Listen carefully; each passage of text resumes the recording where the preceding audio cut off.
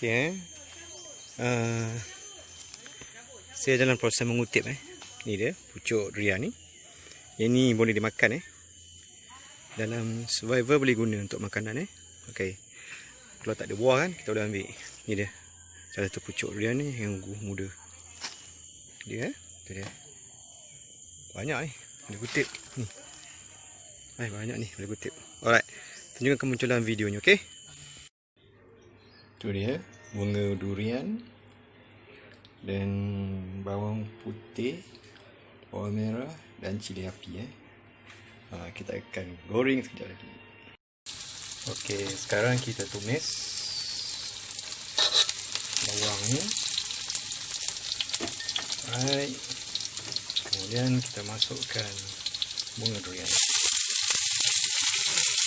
Okay. Kemudian kita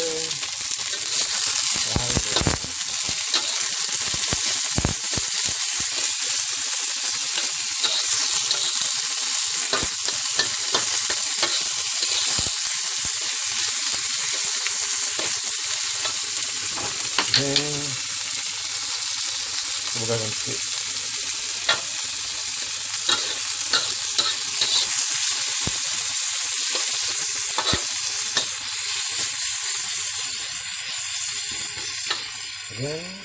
Kita tunggu dia masak.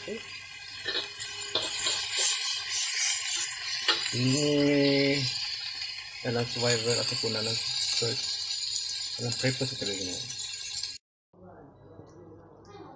Okey, ini dia bunga durian yang telah saya goreng. Dia sedap rasa dia. Dia ada rangut-rangut, crunchy. So ini kat rumah, sebab tu macam ni lah rasa. Kerana hutan, kita boleh goreng atau kebus gitu je. Buat garam. Kat rumah ni sebuah cili, bawang, bawang putih. Sedap So, dalam survival, kita boleh makan bunga durian tak boleh kat yang mazir. Okay, ini dia. Alright. Okay, salam daripada saya, LORAS terbaik.